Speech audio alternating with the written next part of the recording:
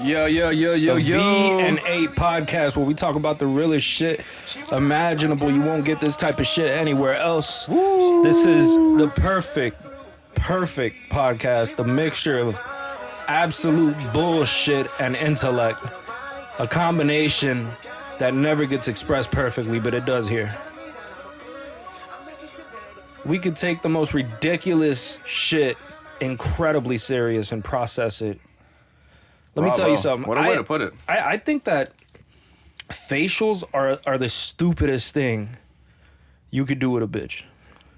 Word? I really think that's the most retarded shit. First of all... Wait a minute, hold up. You don't like them? If I can't come in your mouth, I'm dead ass. Like, I feel so disappointed by that. You don't enjoy... I'm just beating off. But I get it, but you don't enjoy, like, just... It's not that I don't enjoy it. I mean, I enjoy beating off, but it's like I'm just beating off.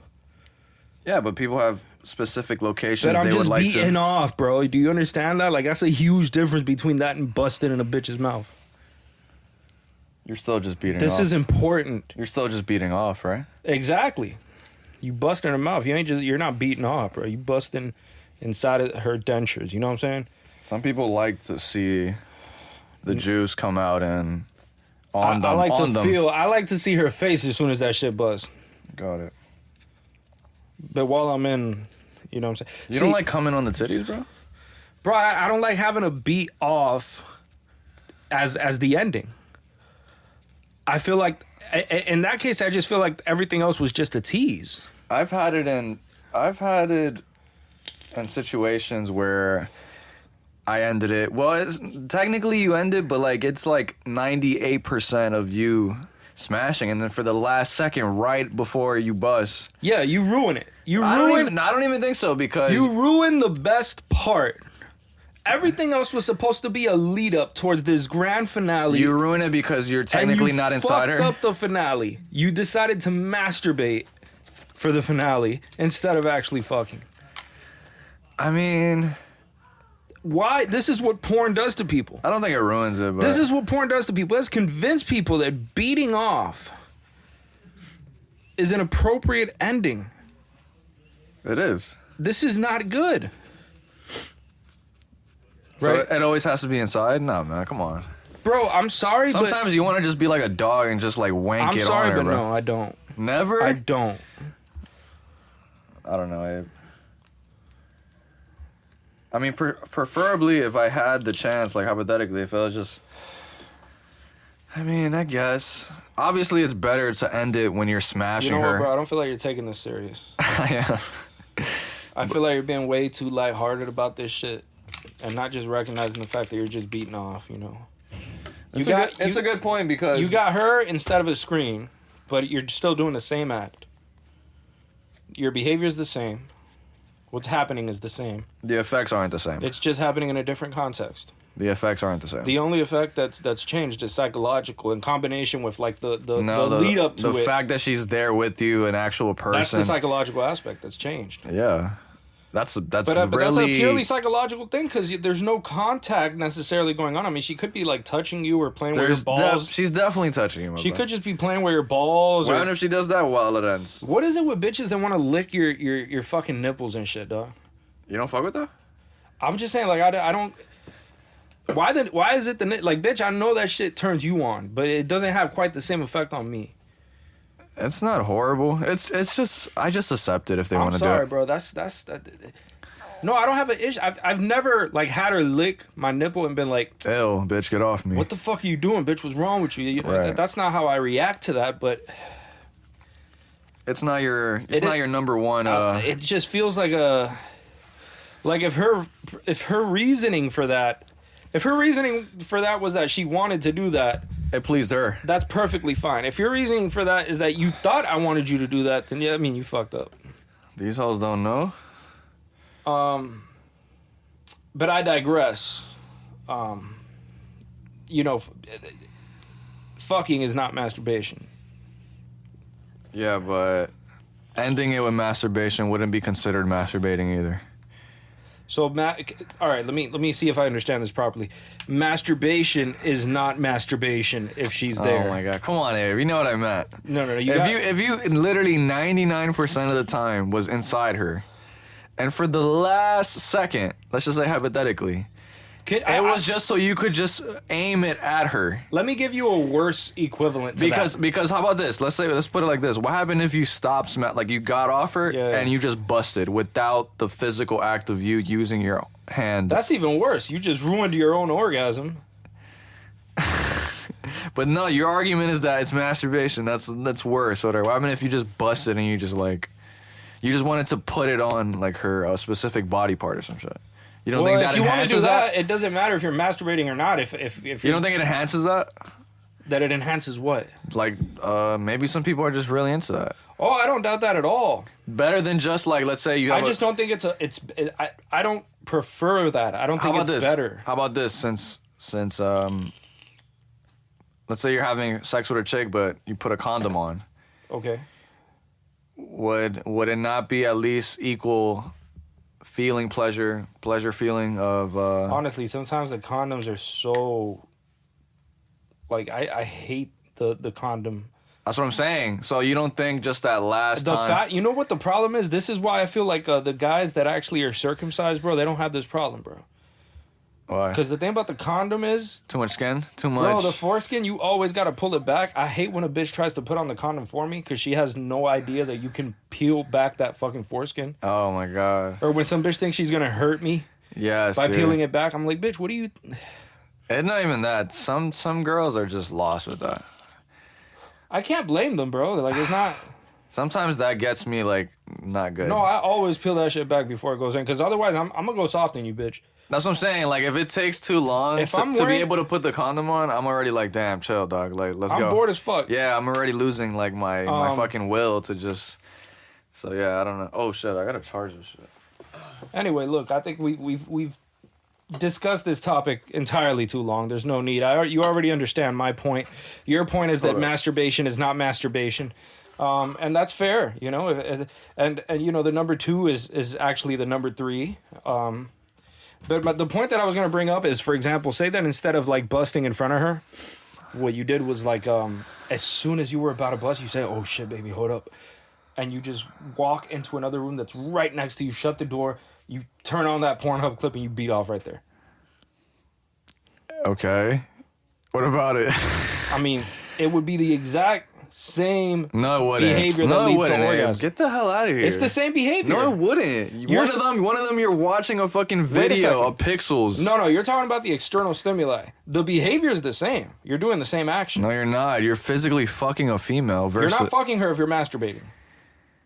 But what are you comparing it to? I'm comparing it to what I just told you. You get out of there, you go in another room immediately, and you beat off to a Pornhub clip. So me watching a Pornhub clip beating off successfully would be the same as me smashing a girl and then... I didn't say it's the same. I said it's the same behavior. Because the outcome is the same? The behavior is what you do. Because the outcome is the same? No, the outcome, it doesn't matter if it's the same. I mean, it's not even the same. Well, it's not the same in the environment. Because you beating off on a chick... Wait a second. You... Go. It's not the same in the environment. It's still the same behavior. It's the same action. No, it's not. What is the difference between you beating off on a female versus you just beating off in a toilet? Right, in terms of the behavior itself. Is it not the same behavior? Your personal behavior, sure, but it's different because there's another person there. Yes, but that's not the person is not the behavior. So that would be the environment. The environment's just different. Okay, you can say that. Sure. The behavior is the same. No, because you were doing something else right before. You ended up just a bust. Yeah, you were doing another behavior before, but the behavior that you're doing now is the same. Okay, that's like saying fucking you did something for 1 minute or like a second or whatever versus you. How do I even? I don't deny that the experience is different. I mean, sure, if you want to say the behavior is the same to an extent, yeah, I guess. There's no extent where it's not the same. It is the same behavior. It's masturbation. But the time is not the same. What do you mean the time? The time that you let's say you smash the chick, then you Okay, but you're talking about the previous behaviors, right? I mean, I could also end up talking about the differences in the previous behaviors when you're just beating off at the crib. Okay, I got the lube or the cream or whatever. Sure. You know, I got some napkins in this bitch. Well, you see, you know that's Right. different though, because you're smashing a woman, and then in the last second you're I understand busting. that the prior behaviors are different. I'm telling you that the behavior that you do that leads to the final orgasm, aka the masturbation, is still the masturbation. It is the same behavior. That's all I'm trying to say. I don't know how much more simply to express But there this. was. You seem to be having a difficulty with the difference between behavior and the current behavior and a behavior that occurred before. Yes, that behavior that you did for that 1 second to just bust off Yes. is the same as you masturbating. Yes. It is masturbation. Masturbation is masturbation. I don't understand how much more clearly I can express this. I mean, No, I just feel like you're implying that it's kind of similarly the same. Like that's how I thought the you were. behavior is the same. But the experience is completely different. You get what's different. For example, some of the differences I could tell you. So in terms of behaviorism, right? I mean, there's a whole other person Here's there with one you. of the things that's different. The permanent product is different. So the permanent product is the environmental changes that you can notice after a behavior has occurred, right? So, for example, if your semen is on a woman instead of on the floor, Right. then this Extreme is different boost of dopamine. It's a different permanent product, right? You could also talk about the differences in stimuli, external stimuli, right? So, for example, there's a significantly different series of external stimuli when there's a person physically in front of you, and there's physical contact, even though you're beaten off.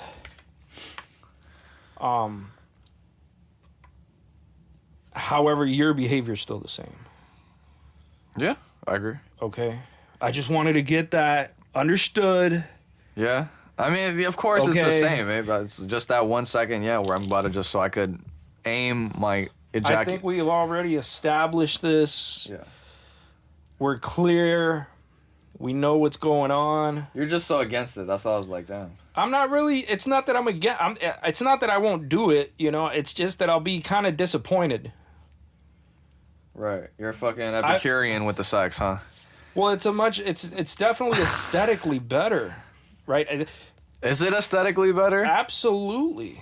I would argue that, Abe. You think that it's aesthetically better to just dislocate your semen with your own hand on all over a bitch than to just bust in her mouth? Oh, that wasn't the argument. I thought That's 100% the argument. I didn't know it was busting in her mouth specifically. I thought. That's what I went for. Oh, okay. From the beginning, I said bust in the mouth way better than a facial. Facials are bullshit. I mean, though they're better. You cannot make this seem like it's a tad bit of an improvement in the outcome. It is way better. Facials are not that. They're underrated, bro. Underrated? They're underrated. They're like, Can you admit that at least? How the fuck are they underrated? They're all over the place. Everybody's on that. Like, it's a... I think overall people would agree that busting in the mouth is way better. Well, of course. This is... Yeah, so it's at least it's underrated. It's like No, busting in the mouth is what's underrated. Facials are everywhere. busting in the mouth is not underrated. It's 100% underrated. No, it's not. Bro. It's 100% underrated. Everybody wants to do that, bro. That's like goals of young men.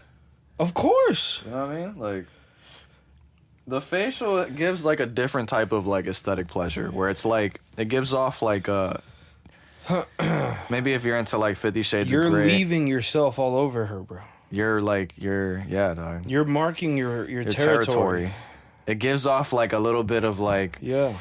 this bitch ain't shit. It's like, also like for the woman, it's also the amount that you bust is also a sign of how how much attracted you were are to her. attracted to her. So if you let off the load, it's like I know. There's this bitch I used to fuck that she would take out the condom and like look to see how much I busted. To like take pride and shit. And what the hell? I swear to fucking God. She would take pride in the amount that I busted and shit, you know? Props, bro. Because it's true, it was a lot. That's some funny shit, dude. Yeah. But yeah, facials are underrated. What, bro? I got to take a piss. Go for it. I'm getting fucking frustrated with you. This man drunk beers. We'll be back, guys. Yeah, but then that's when people say ignorance is bliss, though. Or misery.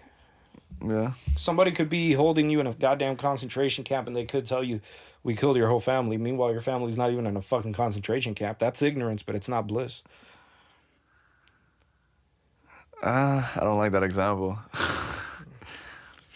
I was just using it to like an extreme degree where like they're not even aware of like or like they wouldn't even those people that don't have like the capacity to even think. Let's go from there. I like the statement ignorance is bliss because it's interesting. Go for it. Say ignorance. Let's just presume that it's a correct statement. It's an accurate proposition. Yeah. I think it's tongue in cheek, but go for it. I'll try to. Of course. I'll try to advocate it. But no, I don't think it's an absolute. Of course not. Right. You know? Okay. It's like people saying, always improve yourself. Right. Maybe. And then also saying you're perfect just the way you are. Right. They don't mean either of those statements. They don't. They don't think about them. They say them, and it feels good because they paired that statement with a positive emotion when they watched Disney movies as a kid. Right. And so it feels good to say it, but it doesn't have any intrinsic. It's like you were saying about Wittgenstein. I seen like a video about him and like a short one, and he was pretty much saying like how language is like how we're all playing this game, how like certain words and different like set of like they're sort of like pictures. You know what I mean? Like it's like we're never gonna get the full grasp of like you know what I mean? Like it's too hard to like. But what were you saying? Fucking. Oh, I was just talking. No, you were saying about ignorance is bliss. You were right. Let's just presume that that's the case. For a second. It's objectively true. Yeah, let's just say that it's subjectively true. Would you prefer it? What would be the two options? Knowing everything and being completely ignorant? It's not necessarily knowing anything, but if you would have to choose between ignorance, because the ignorance would make you happy, and knowledge, which the knowledge won't inherently make you sad. You'll just have that knowledge. But it would probably make you sad. Because that's the whole point, It right? can, but it's not really based on the knowledge itself. It's just based on what you think about the knowledge. So then the other situation would be that I'm completely ignorant, but I'm definitely happy? Yeah, Is that what you're claiming? Happy, yeah. There is no... I'm happy 100%. You're happy about that. You feel good about that. The same way that right now you feel good about the fact that like your family members are alive. Right.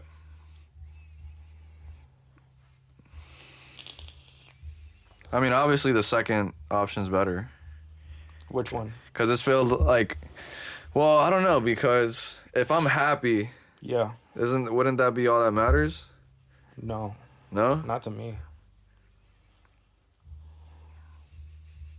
Versus the other one, you have the possibility of being this whole depressed fuck, but you have all the knowledge in the world. Well, you have the possibility of also not being that. Then the argument wouldn't be valid then. Because then that option would be the better one, obviously. Because if I have the option to just be happy, right? I have the opportunity, right? Yeah, you have one where let's just say for the sake of argument that I guarantee bliss in the ignorance is bliss argument. See, the thing is, it's extremely vague. Like, what do you mean exactly that I'm ignorant? Like, what am I just this fucking meatball just walking the streets of Earth? Like, am I... You need a specific example? If I give you a specific example, it would really limit... I know. It's just... what the argument really means, because this is just in terms of propositions. I mean... The idea is, would you prefer for your life to be based on a lie? Or would you take the chance to know how the world actually works and work to make yourself happy after knowing the facts? That's the better option, of course. I would take that one, though.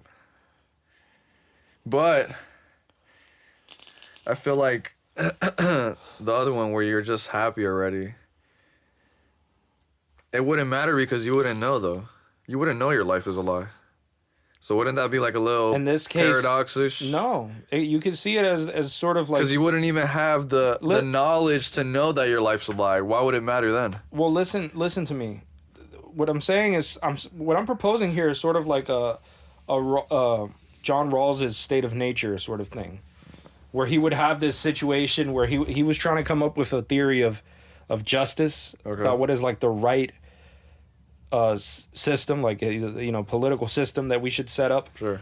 And he had a bunch of people that they were before they were born, right? They had no idea what class they were going to be born into, whether they were going to be homeless or whether they were going to be billionaires, whether they were going to be sexy or ugly as fuck. They didn't know any of that shit. But they knew they were going to be born. And what they had was like a representative. They had like a bunch of representatives each, and all of those representatives were supposed to get together for their client, the individuals that haven't been born, and decide what sort of society they should create for these individuals to be born into. You're saying the individual is going to be living a certain type of life. Yeah, but they have no idea what it's going to be, and the lawyers have no idea what it's going to be. And so they have to decide, without the knowledge of what that life is going to be like, what sort of society to create for these individuals to live in. So they're just randomly... So they have to decide what is the best situation for my client, because I don't know what characteristics they're going to have. This is his way of deciding whether or not we should have a system that is more egalitarian, whether we should have more of a libertarian type thing. How should the system be, right? This is his starting point. Anyway, the reason I bring that up is to say that the argument I'm presenting to you in the same light. Suppose that you were to step outside of your life before you were born and you had to choose between this whole ignorance is bliss and between actually knowing things and having the opportunity to be happy despite the knowledge of something that would have made that can make you feel bad, or you processing it correctly could make you feel fine. Which would you choose for yourself? I think most would choose the second one then, right? About having all the knowledge. So there's something about knowing what's actually happening in your life that you value. But then again, isn't it... I feel like it's still a little paradoxish, because how would they even know though, Abe? If they're so... Bro, that is not the fucking point. That's not the point? You're completely missing the point. I am missing the point. The point is which one is a better choice. That's it. I'm presenting this sci-fi scenario to give you a way of perceiving the options here, so that you can choose just between because them. I'm less hypothetically, I could pick it. I could choose it. Yes, that's it. And I don't think that does anything though. I don't think that's a good argument. What's wrong with it? Because it doesn't change anything. What doesn't change? What are you talking about? The options are different. Of course it changes something. You just... what did you ask me before this option? You just asked me generally, what do you think? Would you prefer living ignorantly and just being happy without the possibility of not being happy or whatever, or versus just have the knowledge? Yeah, and it could go any way, but you have the possibility of reaching happiness. I mean... That's it. And then you presented me with some shit that takes it out of, like, comparing those two perspectives, and you started saying some shit like, well, how would you even know? If you're ignorant, you wouldn't know that you made that choice. I know. That's why telling you the choices. You know the choices because I'm telling you. So it's fucking irrelevant that you wouldn't know it in that situation. But the way I'm seeing it, maybe I'm retarded, right? Like Alex Jones once said. The way I'm seeing it, though, it doesn't work with this analogy, because it's like I'm playing God type shit, right? Versus when I let's say I grant myself that life where I'm ignorant. Let's say I pick that one. Okay. Wouldn't I hypothetically not know anything about any of that? After that, yeah. Before, you would. But before I would. But that's how you choose. How the fuck else would you choose? Right, but that doesn't change the core argument, though. Because let's say I grant myself that life where I'm ignorant as fuck, and that's it. Life starts, I don't know anything. I'm just happy. Let's say I'm eternally happy, always. Yeah, okay. How would that not beat the other situation? Let's say I'm just happy, generally. Right. No matter what's happening to me, I'm just happy. Yeah. Why doesn't that beat the other situation? Versus you have this opportunity where you could have the worst life possible. You could, yeah. Right? Like, I don't know what it is. It could be whatever the case is. I mean, some would argue that, like, there's a difference between, like, whether or not your life is of value and whether or not you're actually happy in your life.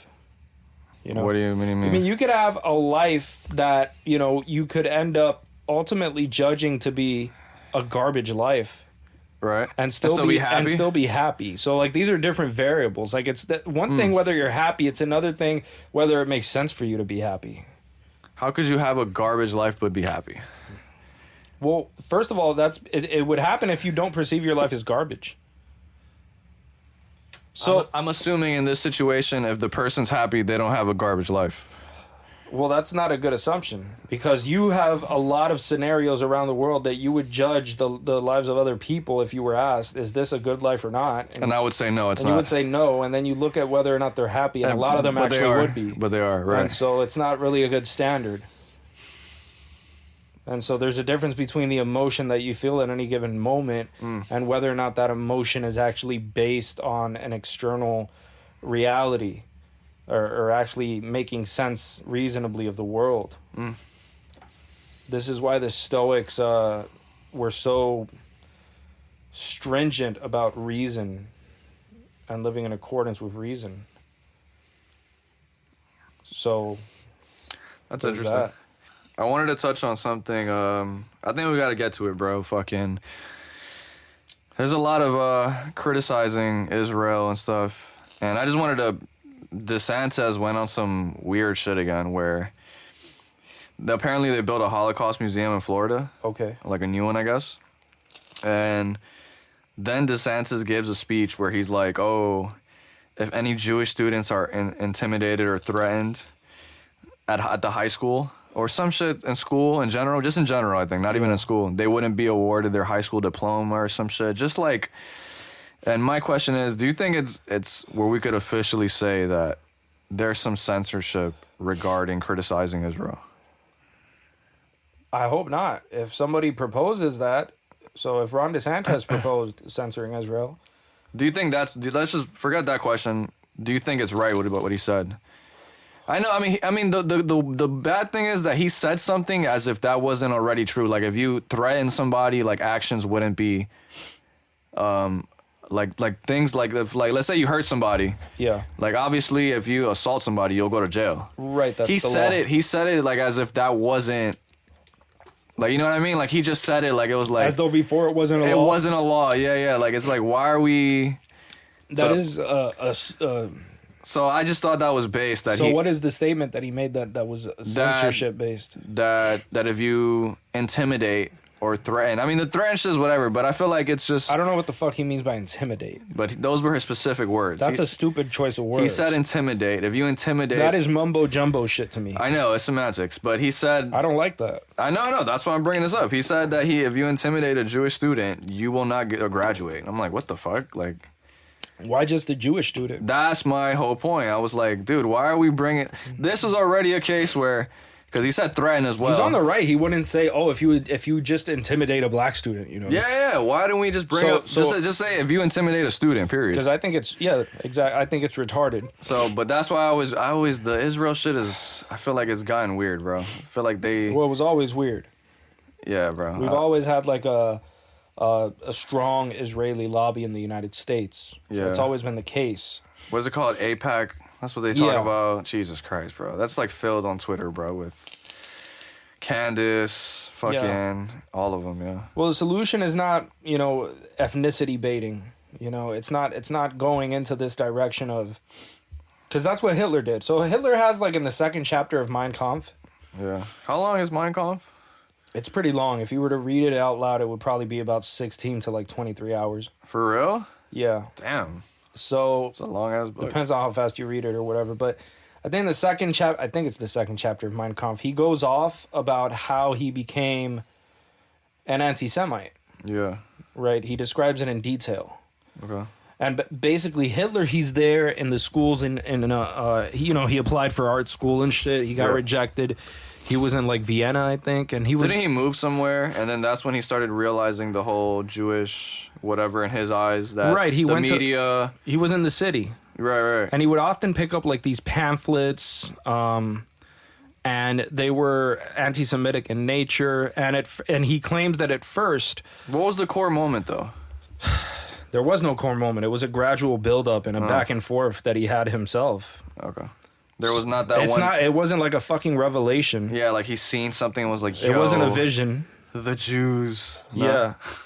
It was a gradual, at least he claims it was a gradual conclusion. So he says that the way he was raised, for example, his father was not an anti-Semite. He wasn't at all in the beginning. He says that in school, when he went to school, there was one Jewish student, but nobody really cared about him. It wasn't much, yeah, that's what I heard. And it wasn't very interesting. People sort of stayed away from him, but that was just because he was like really quiet and shit. And so anyways, there was that, and he didn't really think much about it. And so when he saw anti-Semitic publications and shit, he was thinking to himself, well, that's unfair.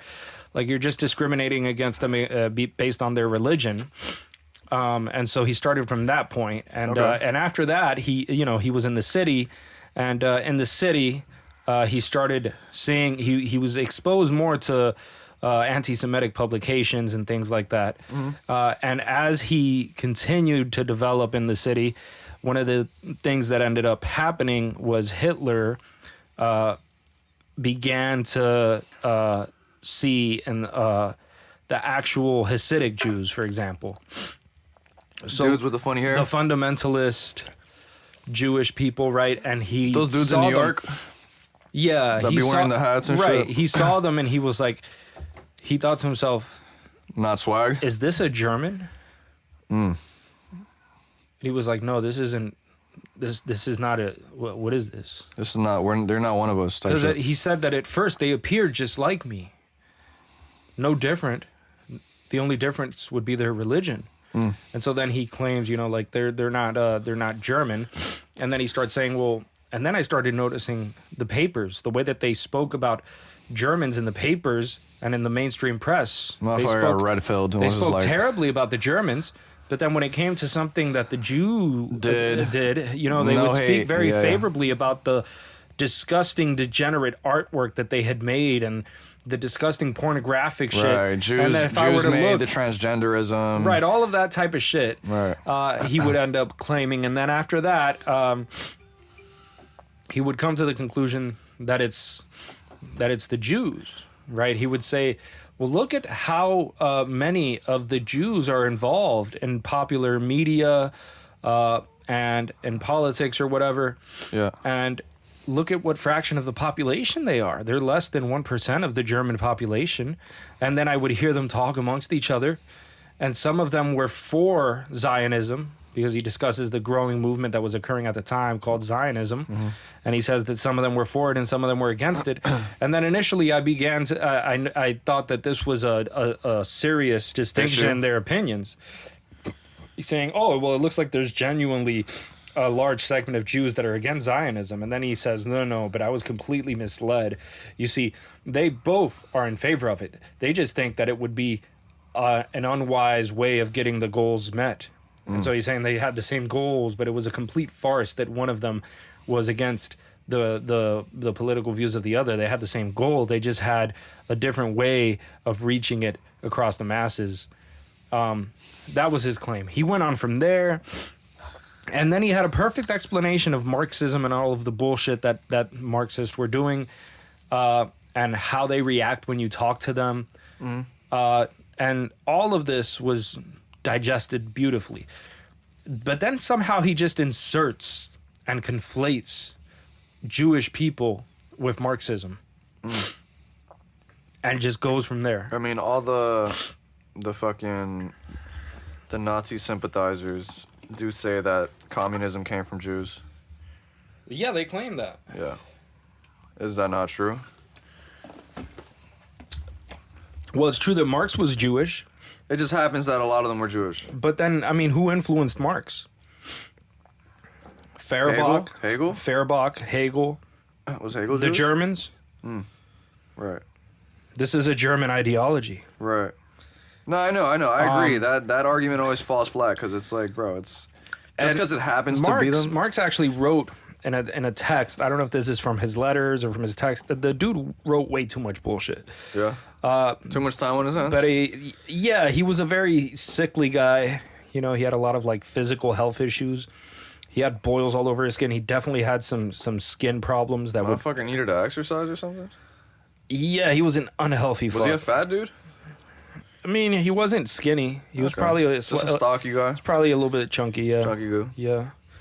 But he definitely had some physical health ailments, and when he would spend all day like not do shit, and then when he would finally sit down to write, and this is noted because like he was exiled from various governments, like he was exiled from Germany and I think from France or some shit, and then he had spies watching him and shit because of the chaotic movements that he was a part of. Right. And they would look at him. The revolution. They were spying on him, and one time, like the guy that was spying on him just ended up noting this guy just sat down and wrote for 6 hours straight. Damn. Who would have known, right? Yeah. I mean, it's pretty obvious at this point, but one of the texts that he wrote was called on the Jewish question. How old was Marx when he passed? I don't know. How old did he live to? You don't know? I don't know. What was the Jewish question? What was that? Well, the Jewish question. I didn't read the Jewish question, the approach that Marx took to it. I didn't read his was work he on also, that. He wasn't anti-Semitic, no. I believe he was. To himself? He was self-loathing? I believe that he hated Judaism as a religion. He hated religion in general. Period. Or at the very least, he saw it as something that is completely getting in the way of people having what's necessary for a revolution to occur because they're self-soothing themselves with lies. Yeah.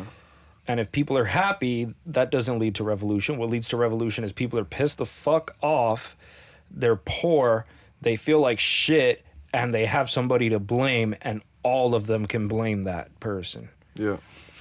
And so what Hitler did was he basically took the same standard approach and applied it to what he thought was good. After he had found the scapegoat, the person the people to blame. All right, he just Nazified it. Just put some Nazi drip on it. Yeah, and... it was the same formula, just used a different way. Oh, that's interesting. But that's for that's our Israel section. But I think that Hitler had a much stronger sense of disgust than the other communist countries. What do you mean? Yeah. For what? Yeah, I think that Hitler had an extreme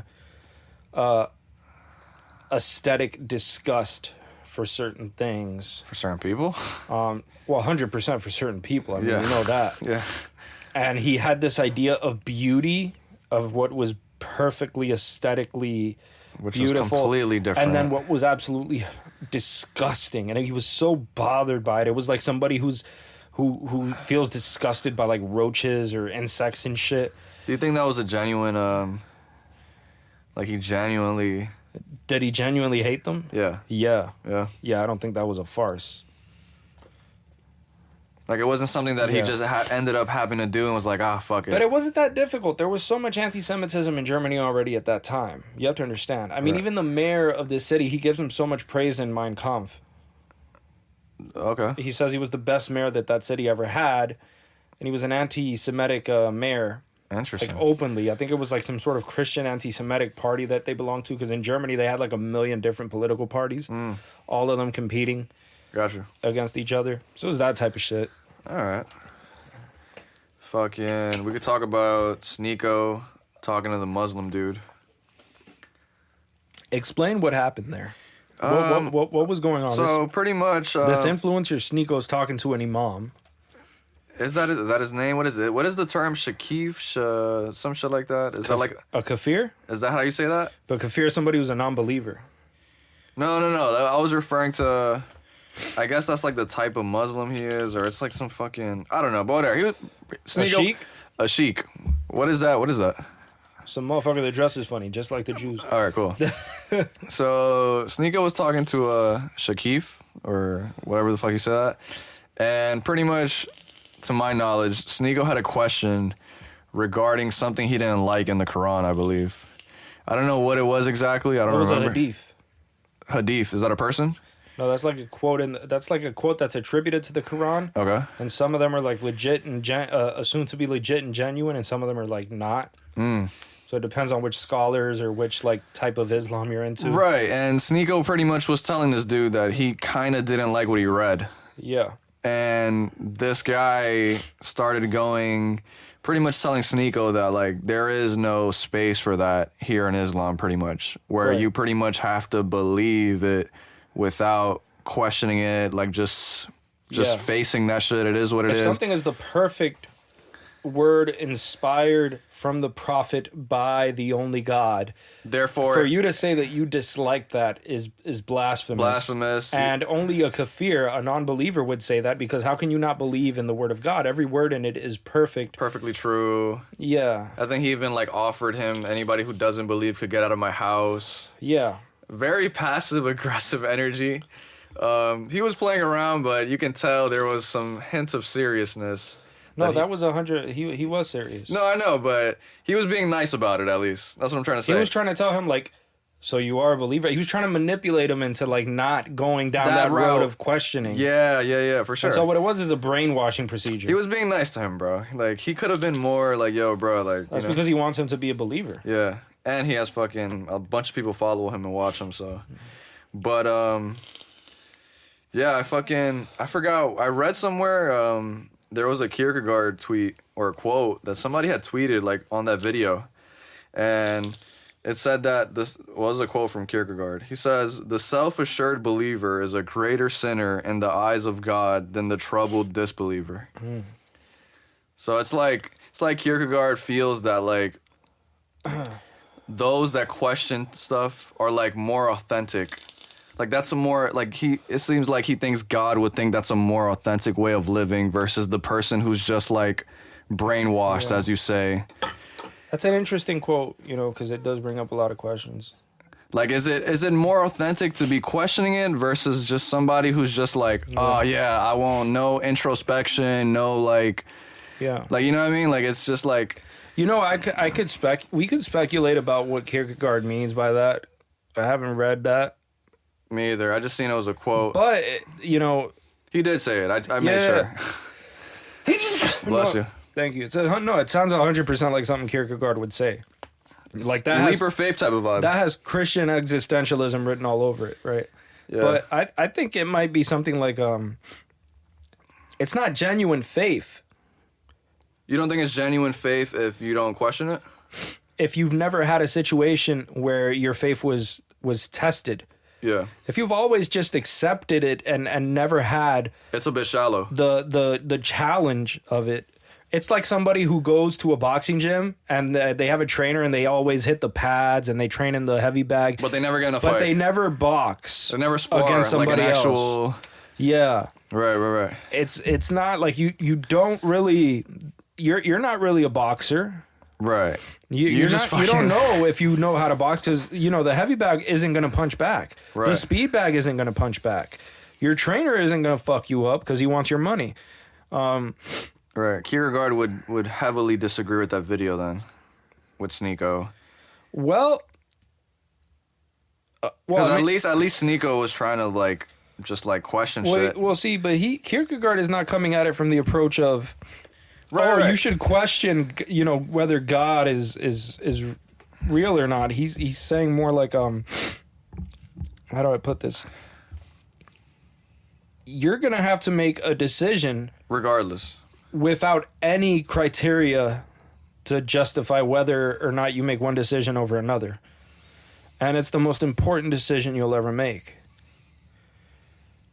So that's as far as I could tell Kierkegaard's perspective. He's like, you have no basis that you can rationally use. It's not going to be something that you come to by, you know, analyzing it using, you know, logical systems of logic. You can't use, you know, any propositional analysis to sort of come to a conclusion about what's right here. There is no basis for this. You just have to make that choice. You think a lot of people live like that?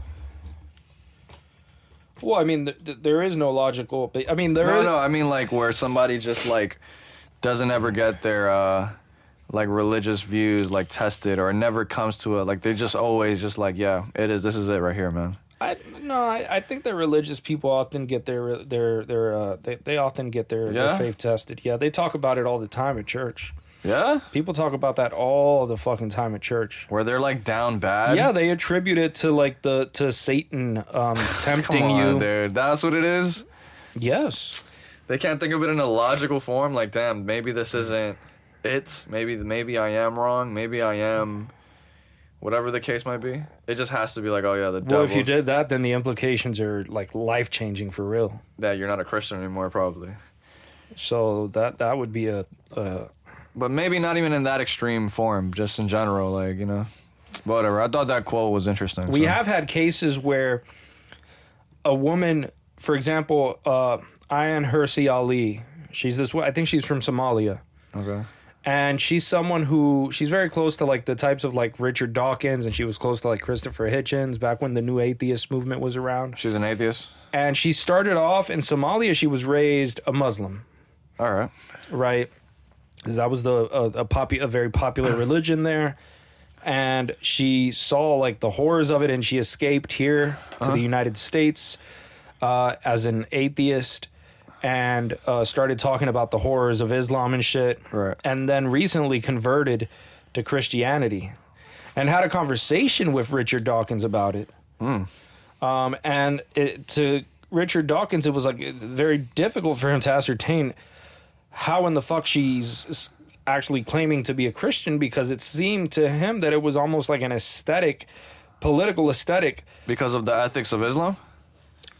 Not just as a buffer to Islam, Okay. but as a buffer to the nihilism and all of the other ideologies like Marxism or critical theory that might rise up to fill the void of a lack of meaning that's intrinsic in life, and so that was something that was heavily discussed there. It's an argument that people like Jordan Peterson would make all the time, right?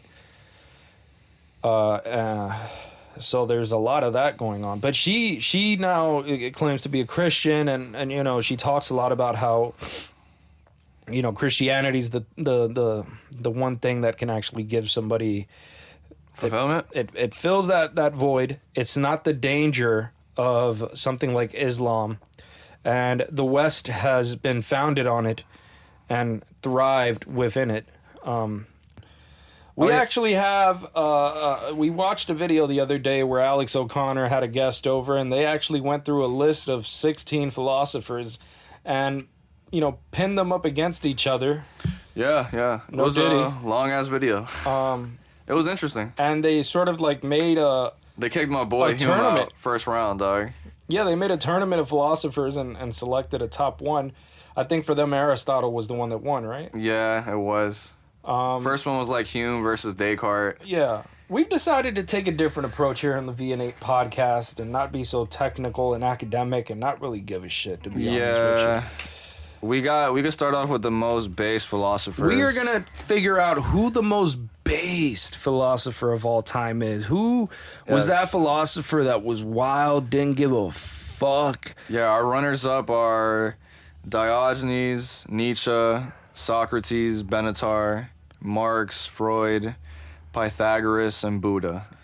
Let's fucking get into this Those shit. are our runner-ups. Who do we start with? Let's go off with like I think the least interesting is Pythagoras and Buddha. Let's start with Pythagoras. I don't know much about Pi Man, and Buddha Man is he the fat dude who was like super... He was actually not fat. In fact, he almost died by fasting one time. Fuck, motherfucker was about to starve to death? Yeah. Shit. All right. So wait, the Buddha statue is not like a legitimate... That's a representation of him being filled with something else. No diddy. Okay. All right. So yeah, I used to have one at my crib, so... Which was amazing. I still remember that thing. It was legendary. Yes. Respect to you for having that Buddha. Yeah, classic. Anyway, let's get into it, right? All right, Pythagoras. I don't know. You gotta give What's him... based about Pythagoras? I forgot what you said earlier. Let's get going with the basics. Pythagoras started a fucking cult. Now, number one, let's put this in context. People started cults all the fucking time in the era of Pythagoras. Number two. Was he one of the OGs? What do you mean the OGs? Like of cults creator? Did he... I mean, I don't know how far back cults go, but I imagine they were pretty damn common from... We could consider religion probably one, but like who was like the actual, like who started the first cult? Type shit. No, I wasn't there, bro. I wasn't there for the first L. Ron Hubbard. Imagine? That would have been legendary. I could only dream of something like that. Right. He started a cult. Dude was influential in math. Absolutely. His theorem is attributed to him with his name on it. Here's another interesting fact. He may or may not have existed. Right, isn't that something you told me? We don't know if Pythagoras actually existed. So we could be just potting He about might this. have existed, but we can't really be sure, to be honest with you. Apparently in his cult, you would have to fast for 40 days to prove your devotion before you were entered. Okay. You would actually be instructed not to talk unless you were asked a question or unless you were told to speak. And you had to do this for a year. Apparently they prayed to the number 10. They were very, very obsessed with numbers, apparently. Why was number 10 such a... That's funny. They believe that, apparently they believe that if you fart, you lose a part of your soul with each fart. Were they holding it in? So you really, really got to have a diet that does not lead to farts because your soul is apparently very smelly. Motherfuckers, dude, holding your fart is not good. It's clearly they didn't have that information back then. I hope they weren't. Here's another thing: they were all vegetarians. Or yeah, I just seen that. They didn't eat meat. Yeah. And so I heard vegetarian diets lead to a lot of fucking... Well, this is a problem. Yeah, for right? sure. Very, very big problem. So this is some of the interesting base. The initiates had to spend 5 years in silence. It was 5? It was 5 years, bro. That's brutal. Well, you see what I mean? It's a lot of dedication to be able to be part of that cult. And that is some base shit to ask somebody to do. Nobody was doing that for real. When they were like caught somewhere by themselves, they were definitely like, yo, go finally talk, guys. Like, I don't know. That's fucking... I don't know what it was like, dog. I wasn't there. You know what I'm saying? That's insane. But that's a wild, man. This is a lot of base shit for Pythagoras. I mean, this is the based Olympics. What do we got for the homie Buddha, though? Let's think about Buddha. What is based about the Buddha? I'll tell you what. The Buddha is a dude who grew up mad fame, baddest bitch in all the land. Pops was in charge of shit. They told his pops one time, or Oracle or some shit like that, told his pops, your son's either going to be a really great warrior or he's going to be like some spiritual type dude. And his pops was like, he's not going to be on no spiritual hippie bullshit. Fuck all that. Right. So his pops was like committed to like not showing him the evils of the world and kept him sort of boxed up where it was just him and the baddest bitches and the greatest food and his goddamn, entire little area that he lived in that was just perfect for him. Right. And then, he eventually left his fucking family. I think he had kids already at this point. And he left. Because he couldn't be attached to anything. To go explore and see shit. And he started walking around to see the people. What is it that they want to reach? Nirvana? Yes. That's like considered enlightenment? Yeah, that's when you're freed from everything? from the burden of existence and you join with the all, right? Gotcha. So anyway, the what Buddha did is he walked around and he saw like how fucked up people were. So one of the things he realized, remember, this guy was so sheltered that he didn't even know that people would like die. Right. Come on, that was actually possible back then. I mean, sure. Just not interacting with too many people? No, just every interaction that he had was like scripted. Like everybody knew how to act around this guy. His dad made sure of it. North Korean vibes. Yeah, 100%. So he went out there and he discovered that people get sick, that people get diseases, that people die. Holy he shit. discovered suffering and he saw how much of it existed in the world. And he said, how can we come up with a way to get rid of suffering? And he was just like... He went on this whole spiritual journey. 30-day fasting was like, yo, fuck I think all he this. went well beyond 30 days. He said he was about to starve. He almost died fasting one time. And he decided that going to these extremes is not the way to achieve any enlightenment. What's something base that Buddha has done, though? I think that's pretty base. You just abandon your fucking kids so you can fast and see people dying in the street. He had a higher purpose, eh? And then he just, under a tree one time, he's meditating, and then he just reaches enlightenment and, frees himself from the sense of self and from suffering. Right. And he comes up with the idea of the path of the middle way, right? Which is something like you don't want to do too much or too little. You want to do shit in the middle. You don't want to eat too much. You don't want to eat too little. You want to eat just... right in the middle. You don't want to sleep too much. You don't want to sleep too little. You want to sleep in the middle. Right. Just everything is like that. You want to balance everything. Everything should be balanced. You're not going to reach nirvana by fucking trying to kill yourself. And you're not going to reach it by being an obsessive Epicurean. Yeah. You're going to reach it being in the middle and being absolutely given just what you need, no more, no less. No more, no less. Who are you taking for Pythagoras or Buddha? Oh, it's a tough one, honestly. It's a wild one, bro. Most based? I think Pythagoras might be more based, Pythagoras does seem based as fuck, bro. Even though we're not sure if he existed, that makes it even more just the legend of him, though. The legend of him. We got to put Pythagoras. We're putting Pythagoras as better on this list, as a more based philosopher, if you will. But so Pythagoras moves up on the list. Who are our next two contenders? I mean, let's go in the middle. Let's go Socrates and BENETAR. Socrates and David BENETAR. I feel like this might be no-brainer, but odd challenge here. All right, let's review Socrates. First of all, the guy who fucking started Western civilization, first of all, that's as based as it gets. You know what I mean? Okay. Like, how could we even battle that guy, bro? Let's try to be reasonable here. Okay. And give each person a chance. Right. All right, we got Socrates. I mean, yeah. I mean, come on, bro. You just go up to you go to the most powerful people in your civilization and you start trying them and making them look like idiots who don't know anything. Right. Because you are actually concerned that nobody knows jack shit about what is going on. Right. And you keep doing that to the point where you get arrested for it and get killed. And then in the trial, you say, yeah, I fucking, I'm cool with this, I guys. Told them what's up, you know? Like what are you guys tripping about? This is what I should have done. This is the right thing to do. What are you bitching about? Yeah. And they're like, okay, you're guilty. And you're dying now. And then he doubles down when they're about to decide whether or not to give him the death sentence. Bring it on. He's sort of saying, motherfucker, this is what I'm about. Yeah, like... You fucked up, homie. This is me. Little did they know... This is what I did, and I'll do it again. Little did they know this guy was going to be the most popular philosopher of all time, probably. After that, he gets sentenced to death, and he says, bet. There's one of the discourses that Plato has between Socrates and one of his friends who's trying to free him from there. How long do you think that lasted? What? Like that whole process of... Well, I think Socrates said that it'll probably be about 3 days before the guy gets here.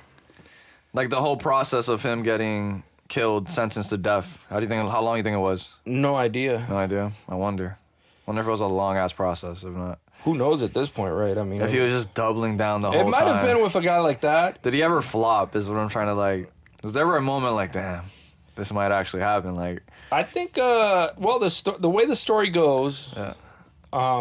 And I was there, so I can verify. Yeah. The way the story goes is he basically, they're telling him, like, yo, just come with me, bro. Like, get the fuck out of here, dog. I got you. I know you're thinking that it would be immoral if I were to, like, risk, getting you out of here because that would be wrong for... It's against the law. It's not justified. It's against the law, and you would be putting me at risk by me helping you do this. But let me just tell you that this is a much better outcome if you don't fucking die. Yeah. And the guy and Socrates was just not having it, and he was like mad chill, and he was actually like giving him a goddamn like argument in the Socratic method that he always uses. Like he was the same motherfucker right before his execution, and then when they give him the drink, he's making jokes and shit. What were his last words? And then it was probably something, I don't know if it was the last ones, but it was definitely, if not the last words, it was probably close to the last words, because it was already after he had drinking the hemlock. And he says something like, "O Crito, if it pleases the gods, let it be." Which is interesting because he got sentenced for like not agreeing that there are various gods, right, and only one god, so like denying the gods and shit.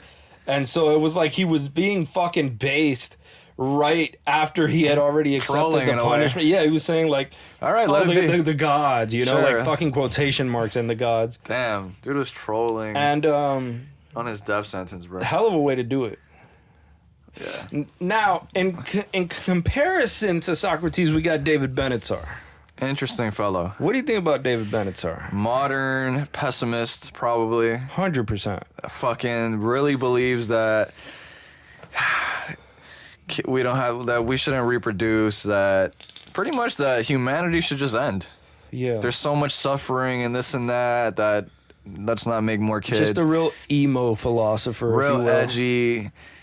I don't know his deal, man. I like his I like that he brought that idea out, sure. You like how good he is at argumentation. I like that. I'll give him that. That's the best. He is interesting. It's interesting. It's something you could talk about. Yeah. So I'll give him that. We can't say much about his personal life because he never wants to discuss it, ever. Yeah, motherfucker's anonymous at this point. There's not much even videos of him out there. No, there's not. He's spoken to people that are fucking have huge but his platforms. ideas are definitely based. We gotta give him that. We gotta acknowledge, to say, the human project should just be over with. Yeah, let's just end this shit, guys. You guys don't realize, but your lives suck way more than you think it does. And it would really be bad if you were such an asshole that you brought here another little fucker that's gonna have a life just as shitty, if not shittier than yours. Right. And you're a piece of shit if you do that, and you shouldn't do that. And life sucks. So just get over it, And by the way, we should legalize euthanasia because there's a point in many people's lives, especially later on, where it's better to end it. So get in the pod, bitch. Does he advocate for? He does think that there's a point where he believes in the suicide pods. He'd be. I don't know about suicide pod specifically, but I do think that he would support the idea of euthanasia because he does think that there are points in life and many people's lives where it becomes so bad and unbearable that it should end. That it should be ended. Especially if we're talking about people who are terminally ill. Somebody has Alzheimer's and they don't want to deal with the outcome of it. Yeah. That's different from I agree with that. No, I'm not inherently against euthanasia at all. Yeah, if it's that severe, I could understand it. Who am I to say, "Oh, you're forced by law to continue suffering until you die slowly"? I mean, technically you are though, right?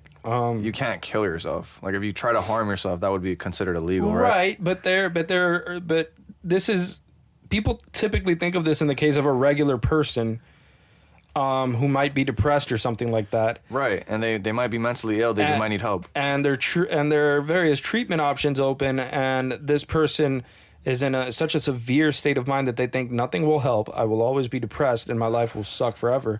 And what they really have is just a state of mind and a biological state that is really ruining them psychologically. Right. But that can be intervened. Right. Now, in the case of somebody who has Alzheimer's, there's no cure. There's no intervention. It will get worse over time. You will feel terrible, and you will slowly cease to function in every way possible until you don't remember any of your family members' names, till you don't know how to walk, you don't know how to eat, and you will slowly die a brutal death. Damn. Nothing positive about that outcome. And so if I were to say, no, I don't like that you want to kill yourself in that circumstance. So I'm just going to say that by law, I'm going to force you to just carry out that sentence and just slowly fade away naturally. I just like natural stuff. I'm like a vegan or whatever. Right. I don't want you to, just take yourself out. It just doesn't feel good to me. So fuck what you want. I could see that being an issue. That would be the few exceptions, though. Right. That's one of the reasons where it makes sense.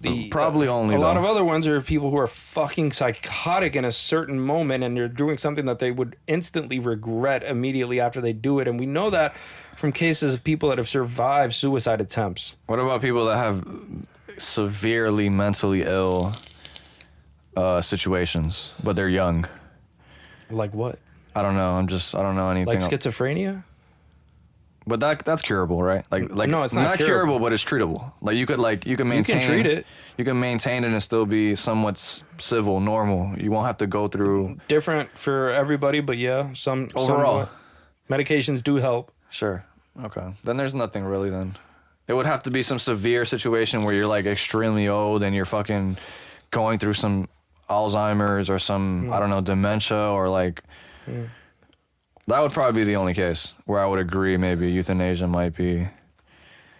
But even then, I would tread lightly. Like, I wouldn't want it to be... Well, I would say if a disease is completely... If a disease is progressive, meaning that it gets much worse over time to the point of death, so it's already killing you, it's just doing it slowly. Right. And you say, I don't want to go through all of that unnecessary suffering.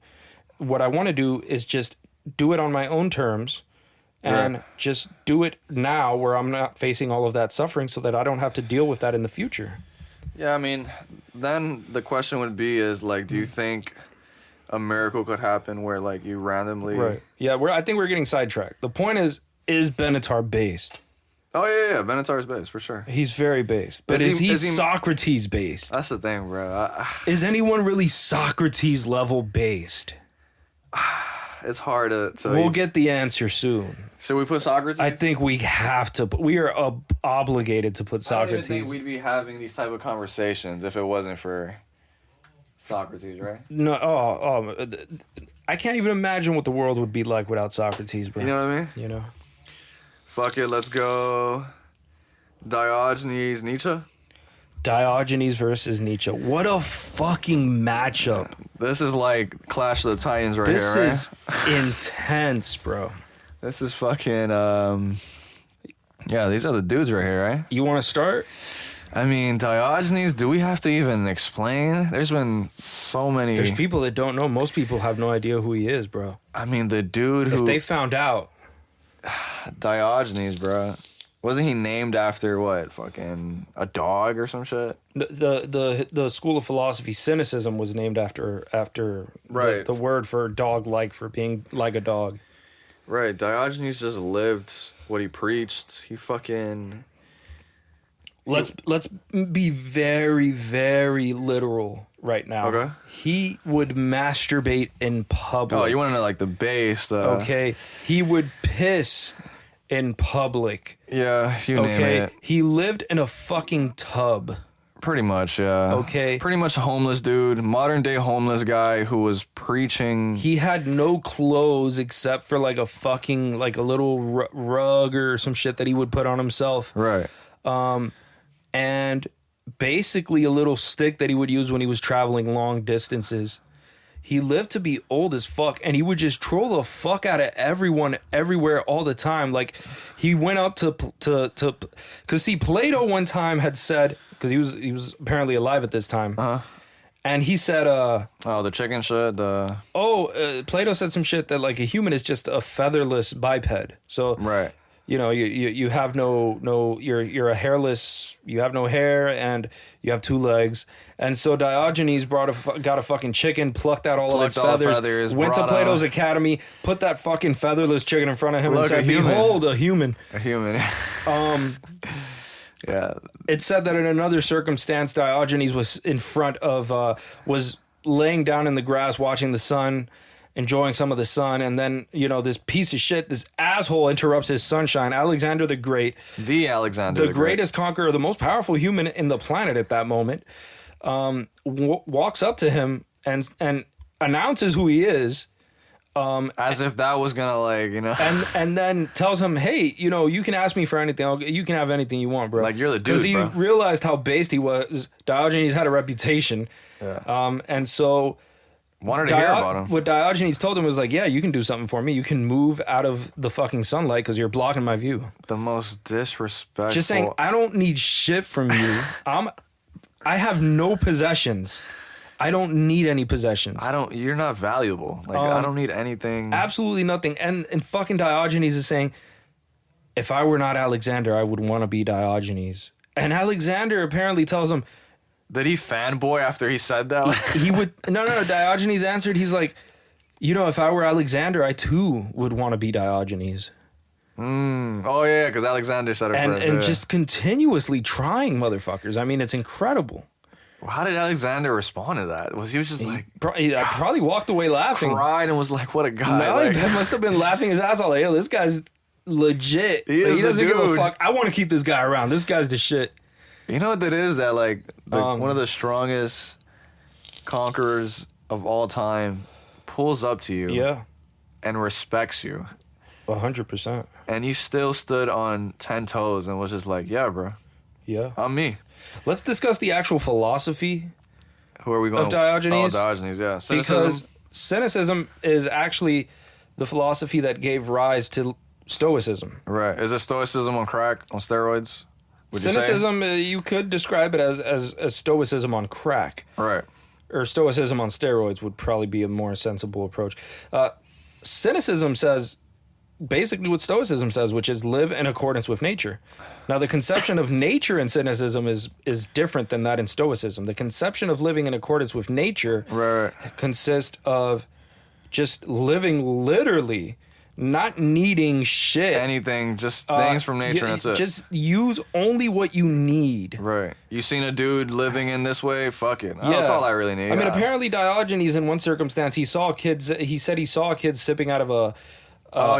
sipping out of the water in a river using his hand, and Diogenes had a cup at the time. He threw the shit out. And he saw that the kid was using his hand. He's like, the fuck do I need this shit for? He just threw out the cup and just started sipping with his hand.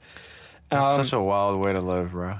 Apparently, when he was sold into slavery and shit, they asked him like, so what do you know how to do? What are you good at? Like govern people? Yes. That's what he said. Yeah. Yes. I remember, yeah.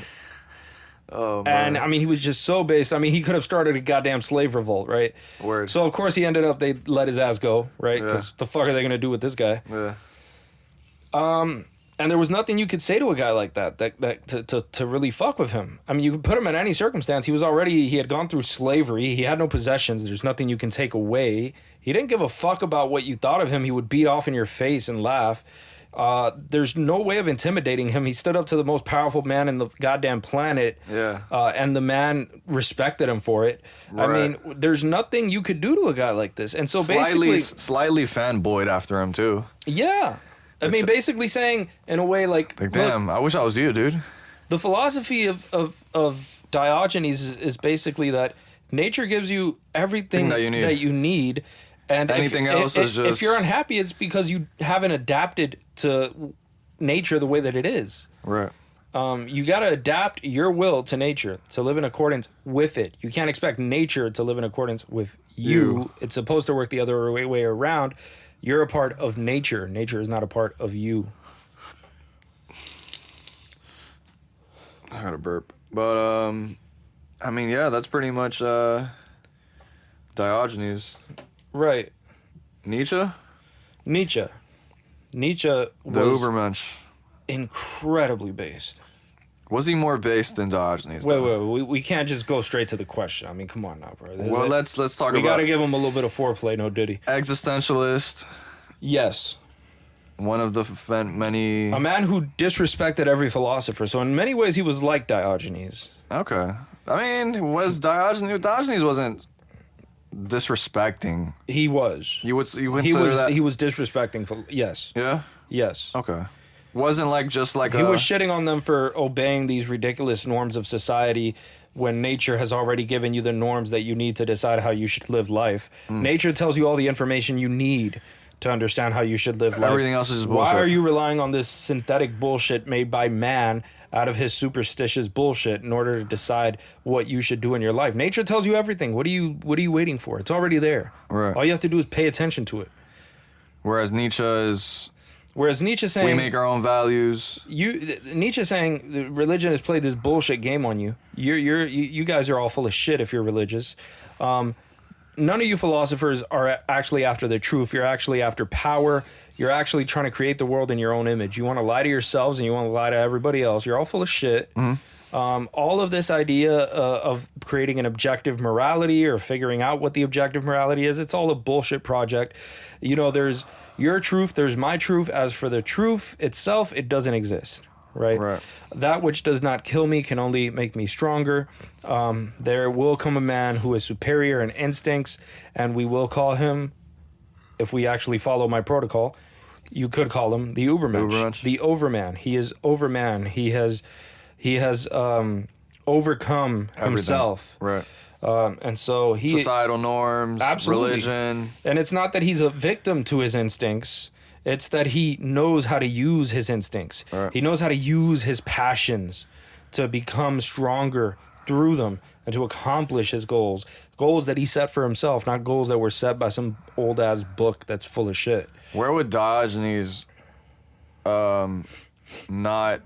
Like, where would he say that Nietzsche is wrong, or what would he disagree with? Well, Nietzsche's not following nature. Nietzsche's following whatever the fuck he decides he should is... Right, okay. So it's all just his Simply shit. that, just out of his ass, you know? Right.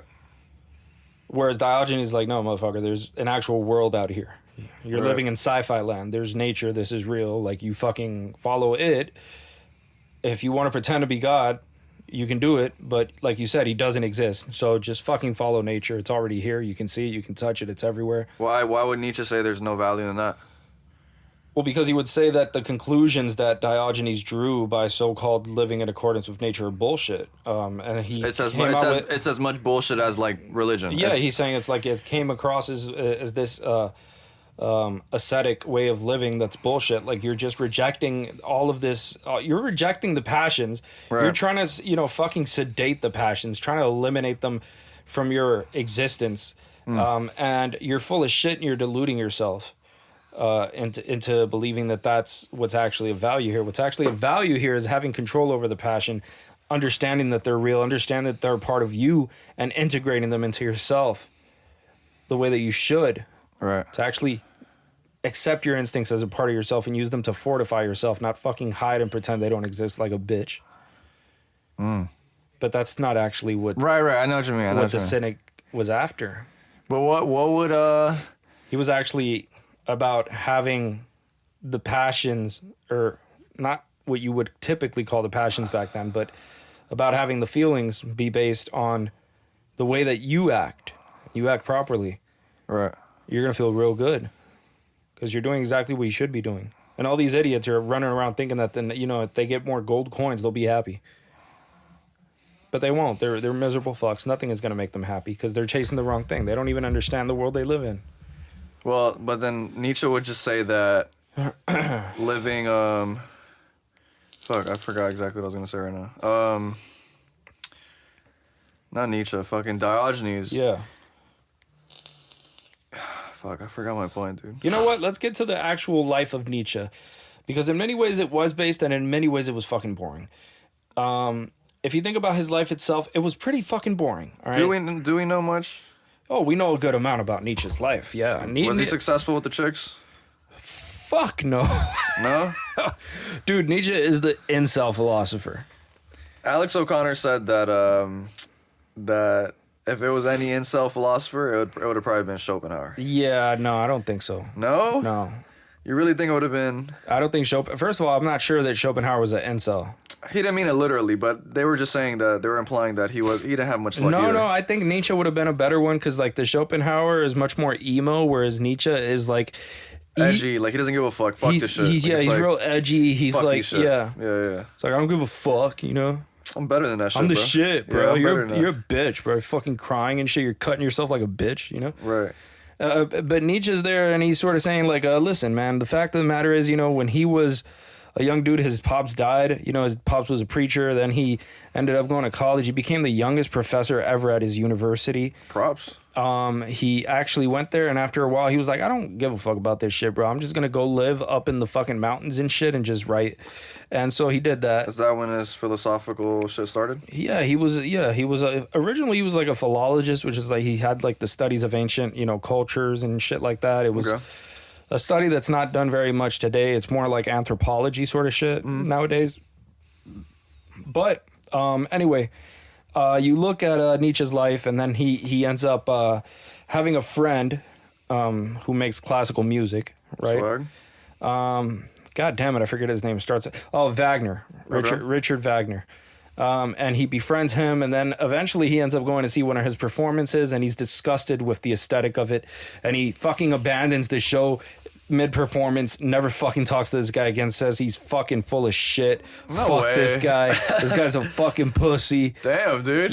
Was not a fan? My dad could beat up your dad, whatever, What the fuck is wrong with Nietzsche, bro? And then after that, that's all it takes. He was real, like, he was like really bothered with aesthetics. He was like, yo, if it ain't right, I'm out, bro. I see that. Yeah, and so And then he writes like three of his best works over there when he was like in these fucking like this mountainous area in the middle of like winter and shit, where he would take these long walks and ponder shit. And he comes up with the idea of the Übermensch, and eventually, you know, his ideas were getting way out of hand. You know, he was expecting way, way too much out of humanity when it overcomes itself. Yeah. But it wasn't humanity, it was the Übermensch. It was the human that had overcome humanity, right? Anyway, he ends up going insane. Right. So he sees some guy that's like, you know, going through with a horse and a carriage apparently, and the guy whips the horse, and apparently Nietzsche fell down going to the horse on his knees, like fucking like sobbing after it, Right. and he just lost his fucking mind and went berserk, and like he just was hospitalized for the last like 10 years of his life in a psychiatric institution, and he just died. As a result of that? He died exactly, I believe, in the year 1900. Holy shit. Yeah. Does anybody know why he really... Why he went insane? Yeah. Nah, not really. Damn. Nah. Anyways, we got to pick, you know, public masturbator or dude who went insane. Who is more base, man? I think without a fucking shadow of a doubt that Diogenes is more base than Nietzsche. Yeah? I don't think it's even fucking close. This man did not give a fuck, and he lived not giving a fuck. He didn't just But Nietzsche talk. didn't give a fuck either. No, Nietzsche wasn't tested the way... You don't think he was tested enough? He was not tested the way that Diogenes was tested. Diogenes went out and set the example for not giving a fuck. He is the standard for not giving a fuck. He proved he doesn't give a fuck. When tested with slavery, with the most powerful people in the world, with the threat of a ruined reputation, right? With everything that was set up against him, he still came out and said, I don't give a fuck. This guy can't even take a fucking concert without bitching and leaving. That is wild. What a little guy. Why did he do that? So tell me, who's more based? All right, dude. We got Dodge. Diogenes. Without a doubt. We got like 20 minutes left. Damn. Yeah, dude. What do you want to do? We're going to have to rush it. We got Marx and Freud. Well, let's get into Marx and Freud. Marx, I mean, what can we even say? The fucking satanic theologist, socialist, whatever the fuck you want to call him. The man who inverted Hegel's dialectic. Yeah. I mean, he is pretty based when you think about it. Not in a good way, obviously, but he was based in a horrible way. He was based in the manner of thinking. I mean, he was very... You have to admit that there's a level of originality and almost intellectual perversion to the way that Marx expressed his thoughts. I mean, Marx is a guy who could get the shit that Hegel came up with and say, you got a point, but it's a shitty point. If I turn it around, it'll be better. Damn. I'm going to combine this with, an actual scientific approach. Okay. And, I'm going to just look at the history of humanity, starting from its beginning, which is a natural state of socialism, Right. the hunter-gatherer societies. Because for them, all of the resources are for everybody, and they just share it accordingly in their tribe. We want to reach that point. We want to go literally full circle. Back to how it was? Back to that, but without that primitive communism, Right. we want the modern communism.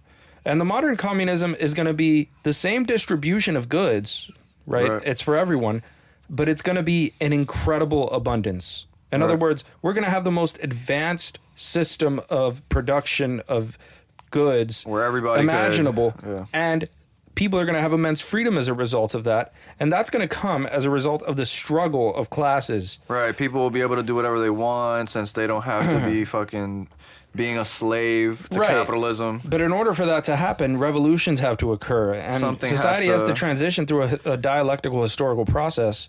Yeah, that's fucking impossible. But you got to understand, there is a seriously great sci-fi, paranoid, schizophrenic mindset to this man's thinking. It's genius in the most demented way. Yeah.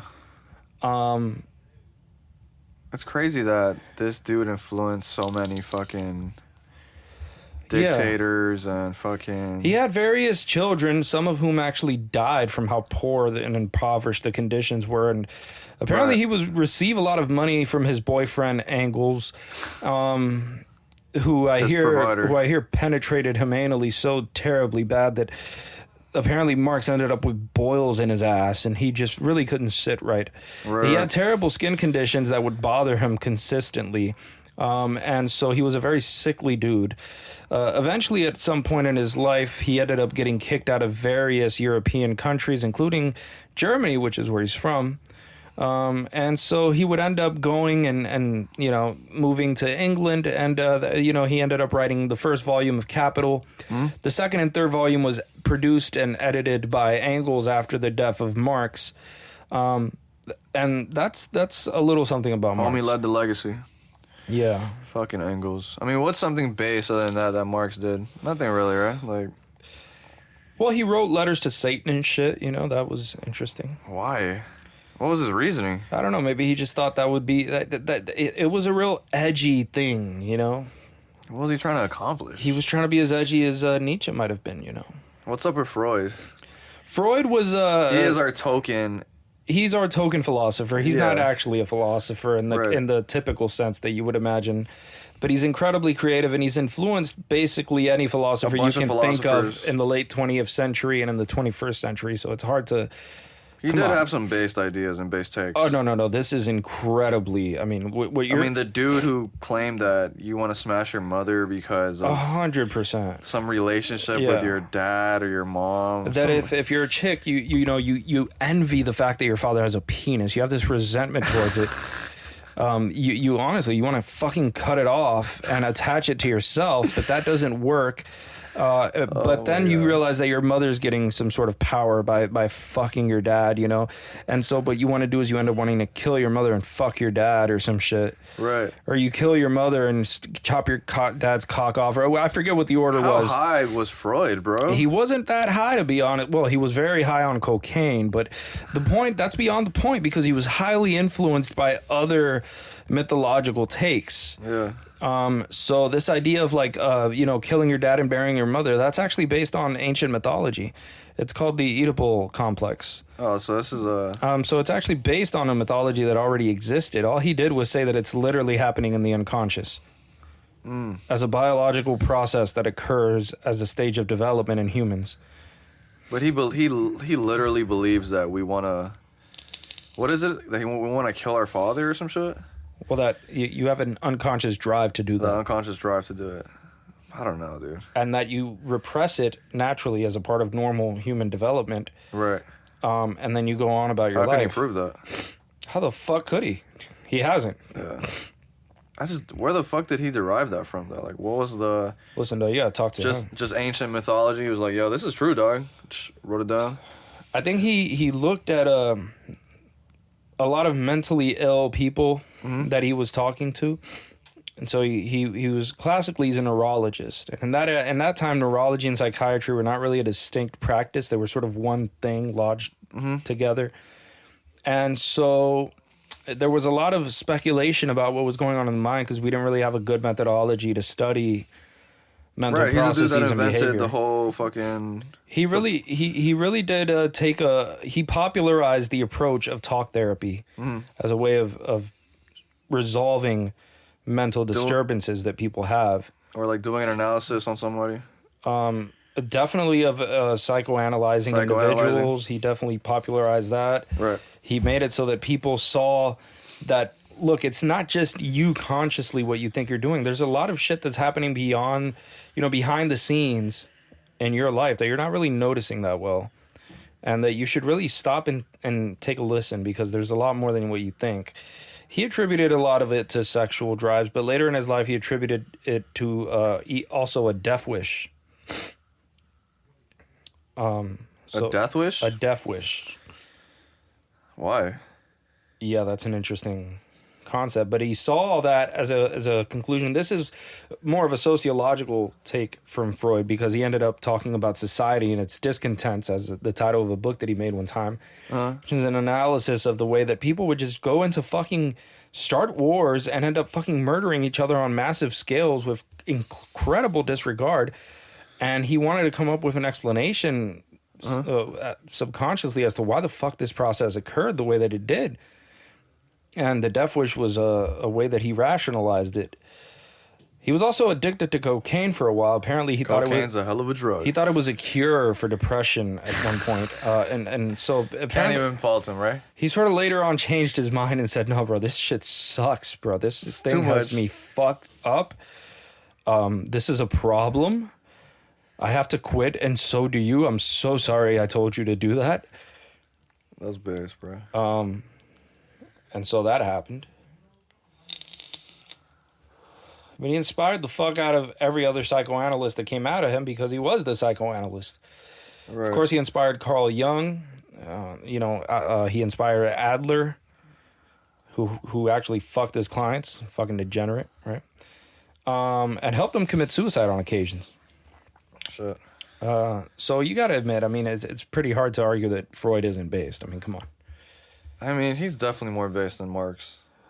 He was definitely more based than Marx. You know? So let's see. Who, shit, yeah, let's go. Who was Freud against? Freud was against Marx. Oh, shit. I spelled it on water. Okay, we got Freud moving up on the list. We got 15 minutes. Okay. Freud and Pythagoras. Freud and Pythagoras. You know, on the one hand, Pythagoras thought that, if you fart, you lose a part of your soul. He would have people literally supposedly be in silence for 5 years upon joining his cult. They had to fast for 40 days prior to joining his cult. The Pythagorean theorem is attributed to him. Yeah. He literally had a fucking cult. Freud... Not much, other than... Trap people into a cult mentally with the ideas that he had. Yeah. And had an enormous influence on the way that people think about the mind. I mean, his largest influence is in theory of mind. Right. What people think the mind actually is and what's going on inside of it. Complete transformation of the way that society views its mental processes. And this complete obsession with, unconscious sexual urges and drives as a part of naturally growing up, going through stages of development that are... starting with the oral stage where you're obsessed with processes going on with your mouth, the fact that you're just sucking on a titty for dependence in life. Right. Going into the anal stage where you're getting potty trained and you figure out what a disgusting piece of shit you are, that you fucking shit all the time. Yeah. And you got to learn how to fucking do it appropriately and away from everybody else so that they don't figure out how disgusting you are.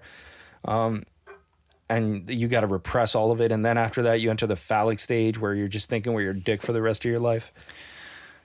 Damn. I think Freud might be a little more, but... I think so too, bro. Right? Yeah. He might be, dog. You may have started a cult, but goddamn, this man started a movement. Freud.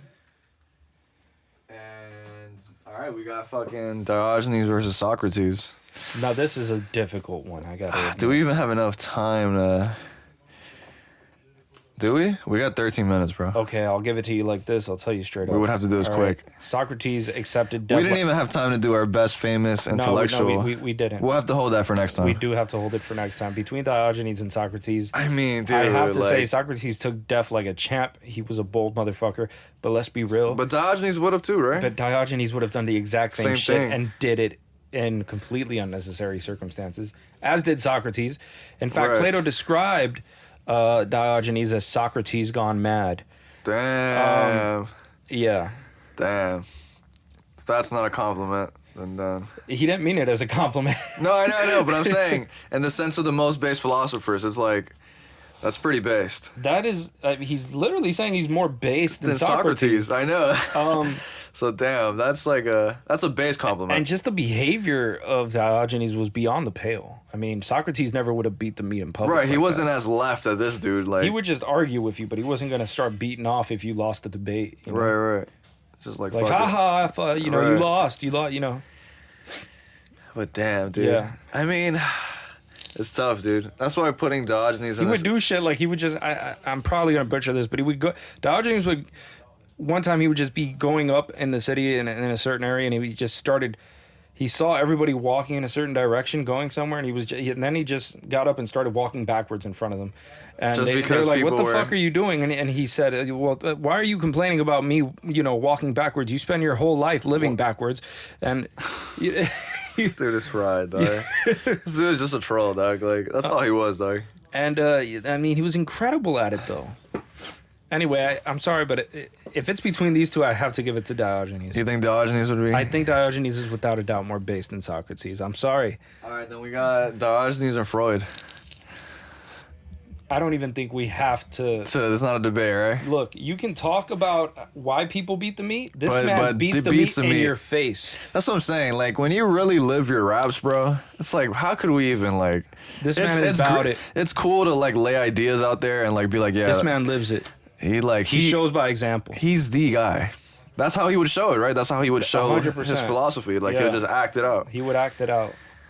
He didn't even need to explain He it to you. started It's the like performance arts. performative acts. Like, dude, just look at what I do. Like, that's it. I'm embodying this. Just watch my life. Like, What a champ. I mean, yeah, Diogenes would have to win Diogenes that. is without a doubt the most based who? philosopher of all time, and it's not even fucking close. And that's our winner, guys. Next week we'll definitely touch on we didn't have time to do best famous intellectual / pseudo intellectual.